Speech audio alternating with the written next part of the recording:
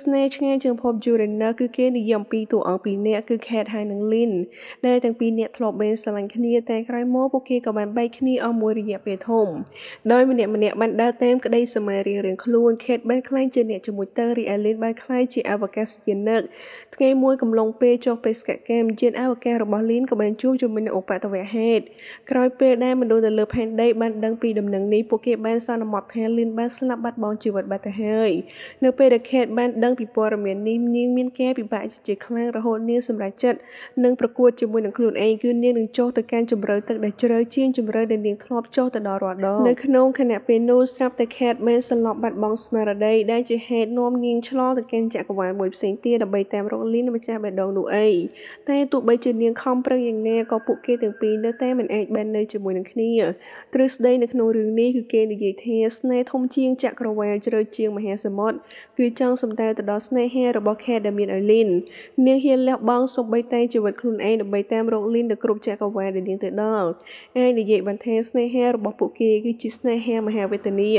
សឹងតែគ្រប់ចក្រវាឡដែល Kate បានឆ្លងទៅដល់បើមិន Lynn ស្លាប់គឺ Kate ស្លាប់ដោយពាក្យចាស់លោកពូថាព្យាយាមគង់តែបានសម្រេចសង្ឃឹមថានឹងមានចក្រវាឡណាមួយពួកគេបាននៅជាមួយនឹងគ្នាទៅចុះរឿងនេះគឺជាប្រភេទរឿងប្រឌិតបែបវិទ្យាសាស្ត្រទាក់ទងទៅនឹងទ្រឹស្ដីពហុចក្រវាឡឬមួយក៏ហៅម្យ៉ាងទៀតថា Parallel Universe មានន័យថានៅក្នុង Universe របស់យើងនេះវាមានចក្រវាឡច្រើនខ្លាំងមែនទែនហើយចក្រវាឡនីមួយៗមាន Lynn ហើយនិង Kate រៀងៗខ្លួនតែខ្សែជីវិតរបស់ពួកគេនៅក្នុងចក្រវាឡនីមួយៗហ្នឹងគឺវាមិនដូចគ្នាឡើយហើយម្យ៉ាងវិញទៀតទោះបីជារឿងរ៉ាវនៅក្នុងចក្រវាឡណាមួយត្រូវបានផ្លាស់ប្ដូរក៏វាមិនប៉ះពាល់ទៅដល់ចក្រវាឡផ្សេងៗទៀតដែរជាក់ស្ដែងនៅក្នុងរឿងរបស់យើងគឺ Kate នៅក្នុងចក្រវាឡ Gold បានឆ្លងចូលទៅក្នុងខ្លួនរបស់ Kate នៅក្នុងចក្រវាឡផ្សេងៗទៀតដើម្បីតាមស្វែងរក Lynn បកស្រាយប៉ុណ្ណឹងសិនបានហើយចង់ដឹងថារឿងរបស់យើងឈ្ងុយឆ្ងាញ់យ៉ាងណាតោះចូលមកកាន់រឿងពេករបស់យើងទាំងអស់គ្នាជប់សិនសង្ឃឹមថាអ្នកទាំងអស់គ្នានឹងមិនចិត្តអាក្រក់ទេណាជួយចុច like ហើយនិងជួយចុច subscribe ឲ្យ admin ម្នាក់មួយផងហើយប្រសិនបើប្រិយមិត្តណាចង់ប៉ាកាហ្វេតែទៅដល់ Go Admin Ad Support Ban តាមរយៈ ABA ដែលបាននៅលើវីដេអូនេះរួចជាស្រេច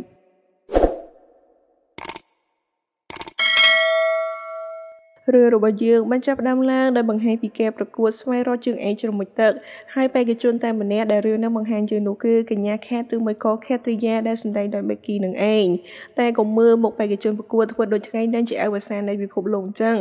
Kate ក៏បានប្រាប់យើងផងដែរថាហេតុផលដែលនាងចូលចិត្តជ្រមុជទឹកនោះគឺដោយសារតែគ្រប់ពេលដែលនាងជ្រមុជទឹកចុះទៅកាន់តែជ្រៅនាងឯងស្ដាប់ឮសំឡេងបេះដូងរបស់ខ្លួនឯងបានកាន់តែច្បាស់ត្រឡប់មកក្រោយវិញបន្តិចកាលពីពេលដែល Kate នៅក្នុងទីក្រុង New York ជាមួយនឹងម៉ារបស់នាងបានឮម៉ារបស់នាងនិយាយអំពីរឿងកិច្ចសន្យាលក់ផ្ទះចាស់របស់ពួកគេនៅឯប្រទេសថៃដូច្នេះហើយបានជានាងនិយាយជាមួយនឹងម៉ារបស់នាងថា